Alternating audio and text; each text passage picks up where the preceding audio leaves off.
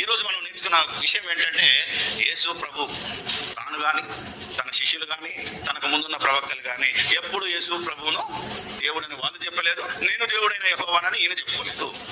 ఇది ఈరోజు మనం నేర్చుకున్నాం. నేను చెప్పిన సంగతులు అలా ఉన్నవాళ్ళేమో మళ్ళీ మీరు ఇంటికెళ్ళి బైబిల్ను ఆలోచించి, నా దృష్టిలో ఆలోచించండి, దేవుని దృష్టిలో ఆలోచించండి. దేవుని నీతితో బైబిల్ను చదివి మీ విశ్వాసాన్ని బలపరుచుకొని అనేకుల అవిశ్వాసానికి తెరదించి అజ్ఞానముగా మాట్లాడు ప్రతి మూర్ఖుని నోరు మూయించాలని దేవుని పక్షాన మిమ్మల్ని కోరుకుంటూ సెలవు తీసుకుంటున్నాను. Hi friends, my name is Rajesh and welcome to my channel once again, and God bless you all, and let's start to the topic. యేసుక్రీస్తు నామంలో మీ అందరికీ నా వందనాలు. ప్రియమైన దేవుని వర్లారా, ఈరోజు కూడా ఒక అంశం పైన మాట్లాడాలని మీ ముందుకు వచ్చాను. సో ఈరోజు మన పాఠము యేసుక్రీస్తు దేవుడా కాదా.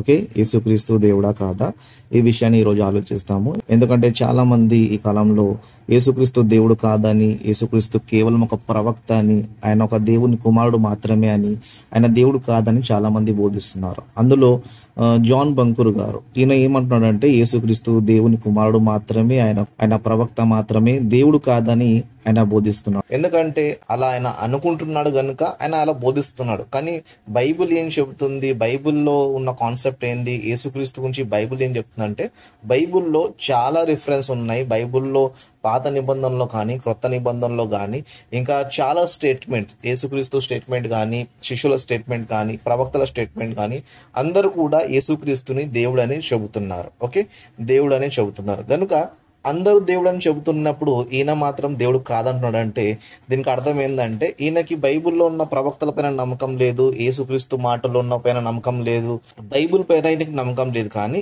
ఈయనకున్న సొంత జ్ఞానాన్ని బట్టి, ఈయనకున్న సొంత నాలెడ్జ్ని బట్టి ఈయన మాట్లాడుతూ ఉంటాడు. కానీ బైబిల్లో ఆలోచిస్తే బైబిల్లో చాలా రిఫరెన్స్ ఉన్నాయి యేసుక్రీస్తు దేవుడని. కానీ యేసుక్రీస్తు దేవుడు కాదని, దేవునిగా నమ్మకూడదని మొత్తం బైబిల్లో ఆది కాండం నుంచి ప్రకటన గ్రంథం వరకు ఏ వచనం కూడా లేదు, ఎవ్వరు కూడా దాన్ని రాయలేదు. ఏ ప్రవక్త కానీ లేకపోతే యేసుక్రీస్తు కానీ శిష్యులు కానీ ఎవ్వరు కూడా యేసుక్రీస్తు దేవుడు కాదు, దేవునిగా నమ్మకూడదని ఎవ్వరు కూడా చెప్పలేదు. ఒక్క రిఫరెన్స్ కూడా బైబిల్లో లేదు. కానీ బైబిల్ ఆలోచిస్తే అందరూ కూడా యేసుక్రీస్తు దేవుడు అని చెప్పారు. కానీ చాలా మంది బైబిల్ సరిగా చదవక, బైబిల్లో ఒక కాన్సెప్ట్ అర్థం చేసుకోక చాలా తప్పుడు బోధలు చేస్తూ ఉంటారు. ఓకే, సో మనం బైబిల్ ఏం చెప్తుంది, బైబిల్లో ఎక్కడెక్కడ యేసుక్రీస్తు దేవుడు అని రాయబడింది, ఆ విషయాలు మనం ధ్యానిస్తాము. దాన్ని ధ్యానించిన తర్వాత బైబిల్లో ఉన్నదాన్ని నమ్ముదాం, బైబిల్లో లేని దాన్ని అస్సలు నమ్మవలసిన మనకు అవసరము లేదు. ఒకవేళ బైబిల్లో లేనిది ఎవడైనా చెబితే కూడా వారి మాట అస్సలు నమ్మకూడదు. ఓకే, వారి మాటలు అస్సలు కూడా మనం నమ్మకూడదు. కనుక బైబిల్ ఏం చెప్తుంది, బైబిల్లో ఏం రాయబడిందని ఆ విషయాలు మనము ఆలోచిస్తాం. ముందుగా యోహాను సువార్తను మనం చదువుకుందాము. ఓకే, యోహాను సువార్త 10వ అధ్యాయము 34వ వచనంలో ఈ సందర్భాల్లో మనం ఆలోచిస్తే, యూదులు యేసుక్రీస్తుని నువ్వు దేవుడని చెప్పుకుంటున్నావని ఆయనని అనగా యేసుక్రీస్తుని రాళ్లతో కొట్టడానికి ప్రయత్నించారు. కానీ యేసుక్రీస్తు నేను దేవుడు అనలేదు, నేను దేవుణ్ణి కాదు, ఇలాంటి స్టేట్మెంట్ ఏది కూడా ఇవ్వలేదు. కానీ నేను చెప్పింది రైటే అని, అది మీ గ్రంథంలో కూడా ఉందని, ధర్మశాస్త్రంలో ఉందని, యేసుక్రీస్తు నేను దేవుడు అని చెప్పానని, అది రైట్ అని సమర్థిస్తూ యేసుక్రీస్తు మాట్లాడుతున్నాడు. ఎలాగంటే యోహాను సువార్త 10వ అధ్యాయం 33వ వచనంలో చదివితే ఇక్కడ ఇలా రాయబడింది, అందుకు యూదులు నీవు మనుషుడవై ఉండి దేవుడినని చెప్పుకొనుచున్నావు గనుక దేవదూషణ చేసినందుకే నిన్ని రాళ్లతో కొట్టుదుము గాని మంచి క్రియ చేసినందుకు కాదని ఆయనతో అనేది. ఇప్పుడు యేసుక్రీస్తు ఏమని సమాధానం చెప్తున్నాడో 34వ వచనంలో, అందుకు యేసు మీరు దైవములని నేనంటినని మీ ధర్మశాస్త్రంలో రాయబడి ఉండలేదా అంటే, ఇక్కడ యేసుక్రీస్తు ఏం చెప్తున్నాడు అంటే, దేవుడు ఏమన్నాడు అంటే, తండ్రి అయిన దేవుడు ఏమన్నాడు, మీరు దైవములని నేనంటినని అంటే, ఇప్పుడు ఎవరంటున్నారు మీరు దైవములని అంటే, దేవుని కుమారులని దైవములని ఎవరంటున్నారు? ఎవరైనా మనుషులు అంటున్నారా, లేకపోతే ఏదైనా ప్రవక్త అంటున్నాడా, లేకపోతే బైబిల్కి విరోధులు అంటున్నారా, లేకపోతే మిగిలిన వారు ఎవరైనా అంటున్నారా అంటే ఎవరు కాదు, తండ్రి అయిన దేవుడే అంటున్నాడు. అంటే బైబిల్ ఏం చెప్తుందంటే దేవుని కుమారులు కూడా దైవములే, అంటే వారు కూడా దేవునిలే అని బైబిల్ స్పష్టంగా మనకు చెబుతుంది. ఇప్పుడు యేసుక్రీస్తు ఎవరంటే యేసుక్రీస్తు కూడా దేవుని కుమారుడే. సో దేవుని కుమారుడు దేవుడే అవుతాడని బైబిల్లో స్పష్టంగా రాయబడింది. మరియు ఈ స్టేట్మెంట్ ఎవరిదంటే తండ్రి అయిన దేవునిది. ఇప్పుడు దేవుడు అన్నాడు ఇచ్చాడంటే, దేవుడు ఆ స్టేట్మెంట్ ఇచ్చాడంటే, దేవుని నమ్మేవారు, బైబిల్ని నమ్మేవారు ఖచ్చితంగా దేవుని నమ్ముతారు, దేవుని మాటను నమ్ముతారు. కానీ బైబిల్ సరిగ్గా అర్థం కాక, బైబిల్లో ఉన్న సందర్భాలను సరిగ్గా అర్థం చేసుకోక, బైబిల్ కాన్సెప్ట్ అర్థం చేసుకోకుండా బైబిల్లో రాయబడిన వచనాలను కూడా వక్రీకరిస్తూ, దానికి అర్థం లేని అర్థాలను చెప్తూ బైబిల్ యొక్క మాటల్ని చాలా మంది వక్రీకరిస్తున్నారు. అంటే ఈ సందర్భం మనం ఆలోచిస్తే తండ్రి అయిన దేవుడు కూడా అంటున్నాడు దైవ కుమారులు దేవుళ్ళని.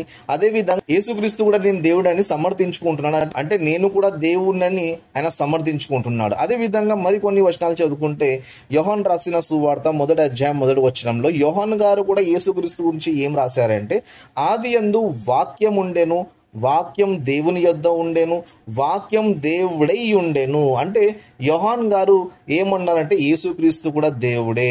మరి యేసుక్రీస్తు గురించి ఆయన ఏం చెప్తున్నారంటే, యేసుక్రీస్తు నిన్న మొన్న పుట్టినవాడు కాదు, 2000 సంవత్సరాల క్రితం పుట్టినవాడు కాదు. ఆయన లోకం పుట్టక ముందే ఆది అందే ఆయన ఉన్నాడు. సో ఆది అందు ఆయన ఎలా ఉన్నాడంటే, ఆది అందు కూడా ఆయన దేవుడు గానే ఉన్నాడు. అంటే ఆయన దేవుడే అని యోహాన్ గారు స్పష్టంగా చెబుతున్నారు. కానీ వీళ్ళు ఏం చేస్తారంటే వాక్యాన్ని వక్రీకరించి యేసుక్రీస్తు ఆదియందు దేవుడుగా ఉన్నాడు కానీ ఇప్పుడు దేవుడుగా లేడని వక్రీకరించి లేనిపోని అర్థాలు చెప్తూ చాలా మందిని మోసం చేస్తున్నారు. కానీ బైబిల్ స్పష్టంగా చెప్తుందంటే యేసుక్రీస్తు దేవుడని, ఆయన దేవుడుగానే పరలోకంలో ఉన్నాడు, ఇప్పుడు కూడా దేవుడు అని చెబుతున్నారు. ఎందుకంటే ఈ వాక్యం పాస్టర్ నుంచి చెబుతున్న పాస్టర్లో కూడా ఆయన దేవుడే. అదే విధంగా యేసుక్రీస్తు ప్రెసెంట్ లో ఉన్నప్పుడు, అంటే భూమిలో ఉన్నప్పుడు ఆయన నేను దేవుడు అని ఒప్పుకున్నాడు. అంటే ఆయన పాస్టర్లో కూడా దేవుడే, ఇప్పుడు కూడా దేవుడే, మరలా రాబోయే కాలం కూడా దేవుడే. కానీ వీరు ఎలా వక్రీకరిస్తారంటే ఆయన అప్పుడు దేవుడుగా ఉన్నాడు కానీ ఇప్పుడు దేవుడు కాదని వక్రీకరిస్తూ ఉంటారు. అదే విధంగా ఇంకా కొన్ని వచనాలు మనం చూస్తే అపోస్తుల కార్యములు 20వ అధ్యాయము 28వ వచనం, అందులో కూడా చూస్తే ఇలా రాయబడింది, దేవుడు తన స్వరక్తం ఇచ్చి సంపాదించిన తన సంఘమును. అంటే ఇక్కడ ఎవరి గురించి రాయబడింది? ఇక్కడ యేసుక్రీస్తు గురించి రాయబడింది. ఎందుకంటే రక్తం ఇచ్చింది యేసుక్రీస్తు, తండ్రి అయిన దేవుడు కాదు. కానీ వీరు ఏం చేశారంటే ఇక్కడ వక్రీకరించి తన స్వరక్తం అంటే తండ్రి రక్తం అని ఇలా వక్రీకరిస్తూ లేనిపోని అర్థాలను చెప్తుంటారు, మూర్ఖంగా మాట్లాడుతుంటారు. కనుక ఇక్కడ స్పష్టంగా రాయబడింది దేవుడు తన స్వరక్తం ఇచ్చి, అంటే యేసుక్రీస్తు రక్తం ఇచ్చాడు. బైబిల్లో ఉన్న అపోస్తులు, బైబిల్లో ఉన్న శిష్యులు యేసుక్రీస్తుని దేవుడు అని అంటున్నారు. కనుక మీరు ఆలోచించండి, బైబిల్ని నమ్మాలా, బైబిల్లో ఉన్న భక్తులు నమ్మాలా, దేవుని స్టేట్మెంట్ నమ్మాలా, లేకపోతే బైబిల్ సరిగా అర్థం కాని వాళ్ళు, బైబిల్ సరిగా చదవడానికి రాని వాళ్ళు వారి మాటలు మనం నమ్మాలా? ఓకే, ఇంకా కొన్ని వచనాలు చూద్దాము. అక్కడ కూడా చాలా మంది భక్తులు ఏమన్నారంటే యేసుక్రీస్తు దేవుడు అని రాశారు. అదే విధంగా రోమిలు రాసిన పత్రిక 9వ అధ్యాయము 5వ వచనం, ఇక్కడ మనం ఆలోచిస్తే ఇక్కడ పౌలు గారు తన పత్రికలో స్పష్టంగా రాశారు. ఏమని రాశారు? పితరులు వీరివారు శరీరంను బట్టి క్రీస్తు వీరిలో పుట్టెను, ఈయన సర్వాధికారి అయిన దేవుడై ఉండి.